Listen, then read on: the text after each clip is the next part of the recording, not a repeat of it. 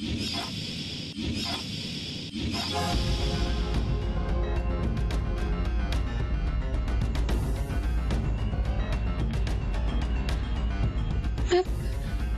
सो क्यों रही हूँ? मैं नहीं सो सकती, नहीं सो सकती आज। सो गई तो क्या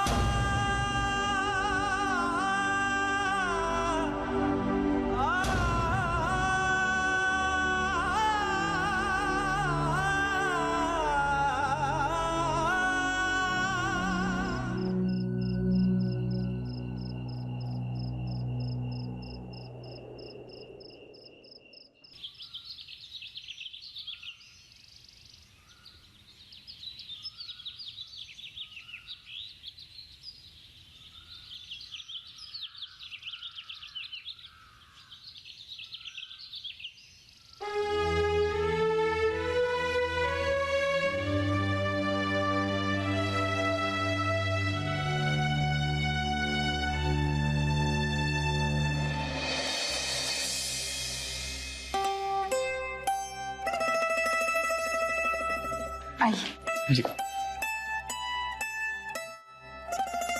कल्पना,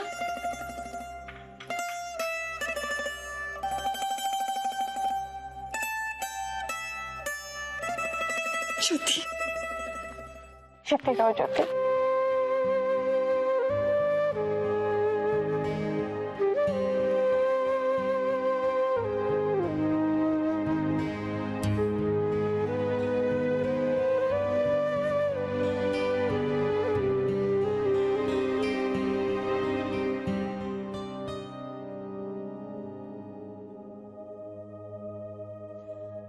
हेलो पंकज जी। हाय कल्पना। नमस्ते आंटी। नमस्ते बेटा। कैसी हैं आप? मैं बहुत अच्छी हूँ। आप लोग आए, पता चला, बहुत खुशी हुई। पंकज बेटा, पगफेरे की रस्म के लिए हम ज्योति को लेने आए हैं। लेकिन आंटी, इसकी क्या जरूरत है? ज्योति, रस्में जरूरत के हिसाब से नहीं होती। जी, मेरा मतलब है। ज्योति बेटा, ये रस्में तो अपनों के साथ प्यार जताने का मौका देती है, और फिर बेटी को दुल्हन बनाकर विदा करने के बाद उसे ये बताना कि तुम अब भी पराई नहीं हुई हो, अब भी हमारी हो।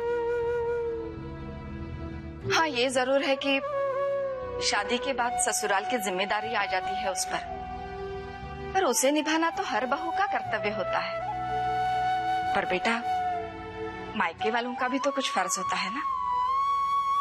जी, मैं समझती हूँ, मगर बहू, इन्होंने ही तुम्हारी शादी में हर जिम्मेदारी निभाई, माँ की तरह तुम्हारे साथ खड़ी रही, तो इनके कहने का मान तो तुम्हें बेटा रखना ही पड़ेगा।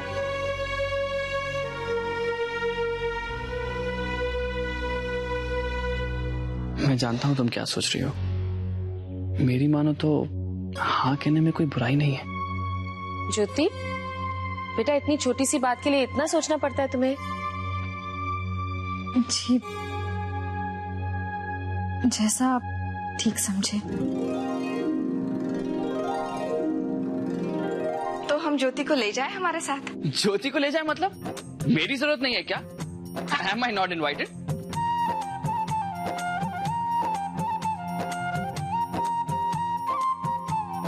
अरे पंकज जी, आपके बिना भी कोई काम हो सकता है भला? हाँ, लेकिन रस्म के हिसाब से पहले ज्योति जाएगी हमारे साथ। आपकी शिकायत करने का मौका तो मिलना चाहिए उसे, वरना आप भी साथ चलेंगे तो बेचारी कुछ बोल ही नहीं पाएगी।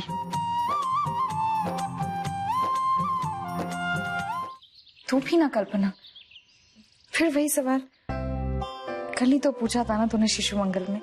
अरे यार, तेरे उस ऑफिस में ना तो मैं खुल के पूछ पाई और ना ही तो खुल के बता पाई, इसीलिए दोबारा पूछ रही हूँ। चल अब शुरू हो जा। और हाँ, सिर्फ अच्छा है कहने से काम नहीं चलेगा, ओके? माय गॉड ज्योति, तू तो बिल्कुल नई नवेली दुल्हन की तरह शर्मा रही है। वैसे मैं जो भी जानना चाहती हूँ तेरा चेहरा मुझे सब बता रहा है। बट यू नो व्हाट, जब तूने मुझे बॉम्बे से कॉल किया था ना, इतनी टेंशन हो गई थी मुझे कि मैं क्या बताऊं। सच कहूं तो मैं भी बहुत घबरा गई थी।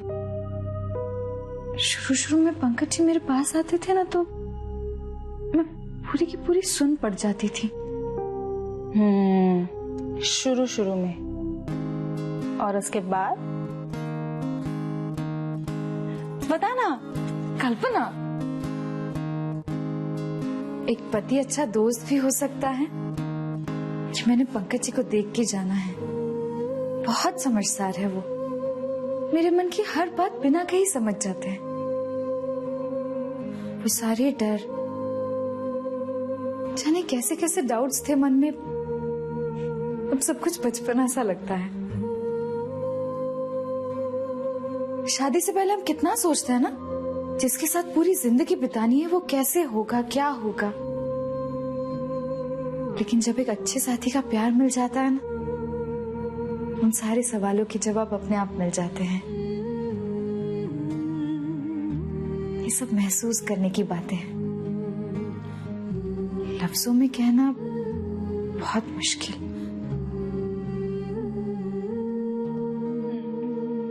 तो मतलब मेरी सहेली को उनसे प्यार हो गया है? पंकज जी की सादगी, उनका स्वभाव के प्यार ने इतना मजबूर कर दिया कि अपने आप को रोक नहीं पाई मैं। उनके बिना जिंदगी जीने की कल्पना नहीं कर सकती मैं। आई am so happy for you. खूब बातें हो रही है दो सहेलियों में। हाँ? मैं तो सिर्फ सुन रही हूँ मामा। वो तो यही है जो पंकज जी के गुण गाए चली जा रही है। अच्छा, अब खाना बनने में थोड़ी सी देर है, तो तुम दोनों के लिए कुछ हल्का फुल्का नाश्ता ले आओ। ठीक है, मैं लेके आती हूँ। अरे नहीं, तू कहाँ जा रही है? तुम दोनों बातें करो। इतने दिनों का हिसाब जो पूरा करना है।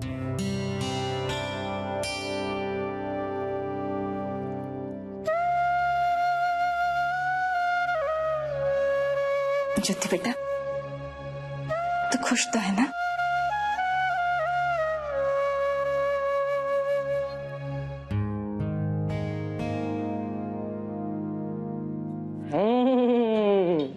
दादी के हाथ के लड्डू, अगर इनकी खुशबू ना आती ना तो आज मेरी नींद ही नहीं खुलती। अरे माँ, आपने मुझे जगाया क्यों नहीं? अरे तो क्या हो गया बेटा, इतनी मेहनत करता है, आज अगर देर तक सो गया तो। सुधा को भी नहीं उठाया मैंने तो, बहुत थकी हुई लग रही थी वो। ये ले लड्डू खा।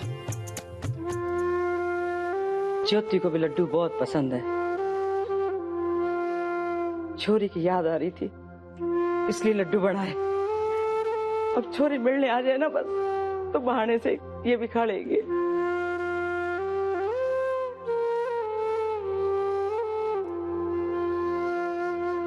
अरे दादी, इसमें उदास होने वाली क्या बात है?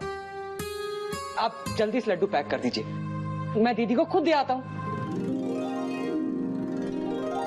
अरे हाँ, ये तो मैंने सोचा ही नहीं है। सही बोल रहा तू। तो वहाँ क्या दे के आएगा दीपू? इतने से तो हैं, हमें कम पड़ जाएंगे। बहुत है माँ, हम सबके लिए एक एक रख दो ना, और बाकी सब ज्योति दीदी के लिए पैक कर दो। बहुत खुश हो जाएंगी। सही तो कह रहा है दीपू।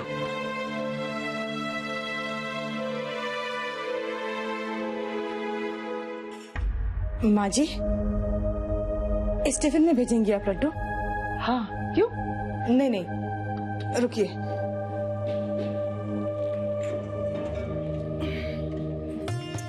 ये देखिए, ये नया वाला है, इसमें लड्डू भेज देंगे।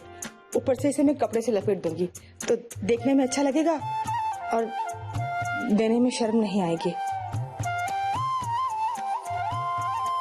हाँ, ये सही है। और सुन, वापस लेके मत आना। मतलब सुबह सुबह शिशु मंगल जाने से पहले तुझे पंकज जी के लिए टिफिन बनाना पड़ता है? हाँ, सुबह कितने बजे उठ जाती है? यही कुछ 5 सवा 5 बजे। गॉड, शाम तक तो तेरा बुरा हाल हो जाता होगा यार। उस घर की यही परंपरा है कल्पना। और सच कहूं तो मुझे कोई शिकायत नहीं है, बल्कि अच्छा लगा ये जानकर कि खाना घर की औरतें ही बनाती हैं। उस फैमिली की औरतें बाहर जाकर काम भी नहीं करती। वो तो मैं अपने आप को खुशकिस्मत मानती हूँ कि पंकज जी ने मेरी नौकरी के लिए सबको कन्विंस कर दिया। सही मायने में मेरा इम्तिहान अब शुरू होता है। उस घर के प्रति मेरा जो भी फर्ज है मुझे उसे अच्छी तरह निभाना है। सब बहुत अच्छे हैं, मेरी फीलिंग्स का बहुत ख्याल रखते हैं। तभी तो बिना कोई सवाल किए मुझे पग फेरे के लिए यहाँ आने दिया उन्होंने। you're right। पर ज्योति तेरे मम्मी पापा, उन्हें तो बहुत बुरा लगा होगा ना?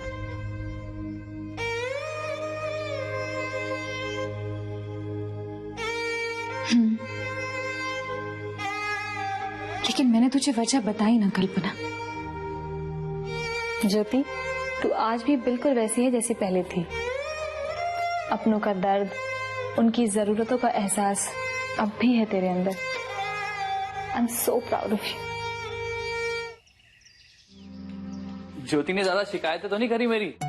ये तो टॉप सीक्रेट है पंकज जी।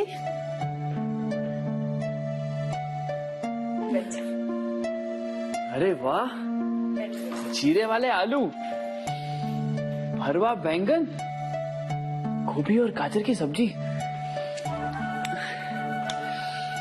हरी मूंग की दाल, लौकी का रायता और पूड़ियाँ। वाह, आज तो मजा आएगा। ये सारी चीजें कल्पना ने अपने हाथों से बनाई है। मैंने तो सिर्फ रायता बनाया और दाल को तड़का दिया है। तो डॉक्टर साहिबा डॉक्टरी के साथ साथ हम एक अच्छी कुक भी हैं। अब ये तो खाने के बाद ही पता चलेगा। राइट। अंकल नहीं आए? हमारे साथ खाना नहीं खाएंगे क्या? उनकी वेट कर लेते हैं। वो शहर में है कि कहीं बाहर गए हैं?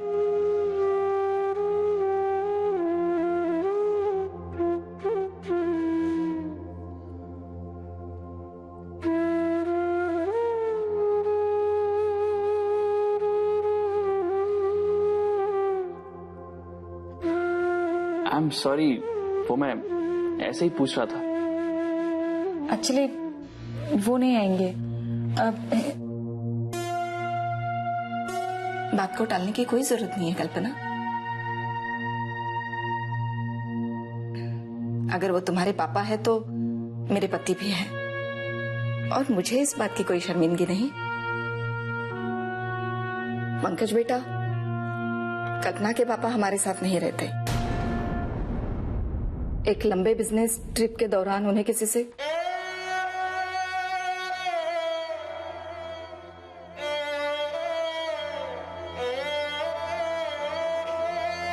मेरा मतलब है उनकी जिंदगी में कोई और आ गई। काफी समय तक वो अपने आप को दोषी मानते रहे, सोचते रहे कि अपनी पत्नी को कैसे बताए, क्या करे, किसका साथ दे। जब मुझे पता चला, जब ये पता चला कि वो प्रेग्नेंट है,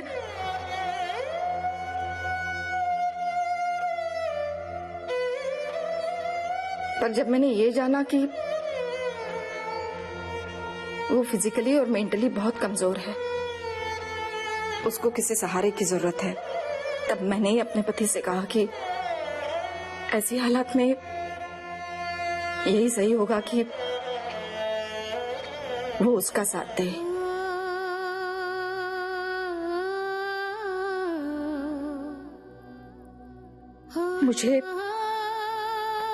मुझे छुपकर धोखा देने के बजाय उससे शादी कर ले और अपनी जिंदगी बसाए।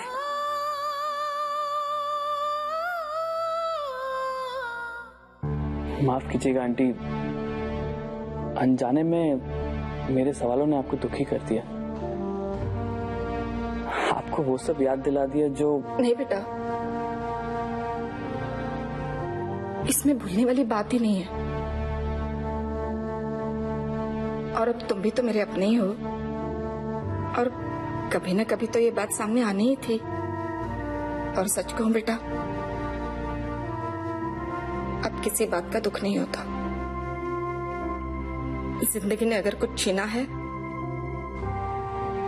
तो बहुत कुछ दिया भी है मुझे। जब तक मेरे पति मेरे साथ थे बहुत प्यार मिला है मुझे।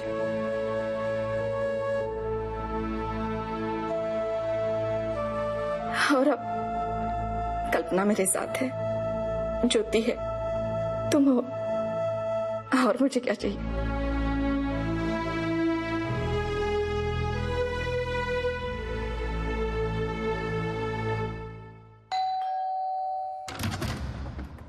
जी ज्योति दीदी हैं? आशुन आशुन आशुन, अंदर आइए। जी नमस्ते।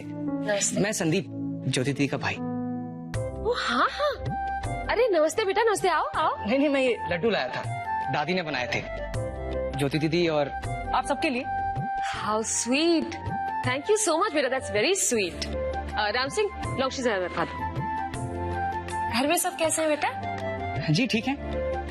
क्या लोगे, चाय कॉफी? जी कुछ नहीं। वो मैं ज्योति दीदी से मिल सकता हूँ? अरे बेटा तुमको पता नहीं है क्या, ज्योति अपनी फ्रेंड कल्पना के घर गई है पग फेरे के रस्म के लिए।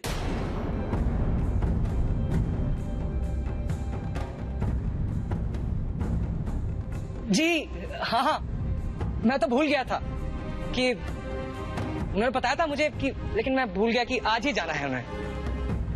अच्छा अब मैं चलता हूँ, क्या है कि मुझे ऑफिस भी जाना है ना, वहां देर हो जाएगी। अच्छा जी नमस्ते। अच्छा नमस्ते बेटा। ए लो, घर वालों को पता ही नहीं है कि सहेली का घर में पग फेरा है, मिष्टी देने आ गए। सारा काम खत्म हो गया जो तुम यहाँ खड़ी खड़ी बातें सुन रही हो?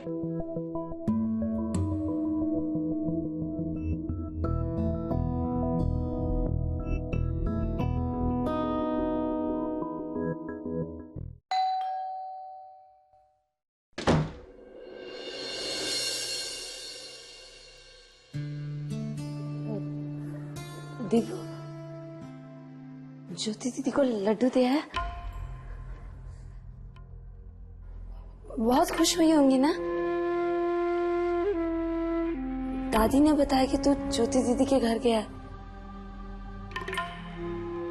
ज्योति दीदी से मिलने गया तो मुझे उठा देता ना।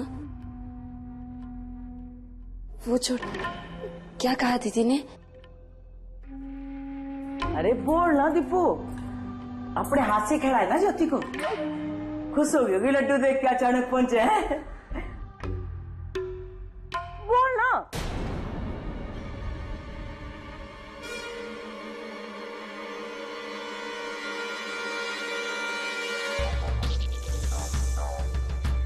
अरे बेटा तुमको पता नहीं है क्या, ज्योति अपनी फ्रेंड कल्पना के घर गई है पग फेरे के रस्म के लिए।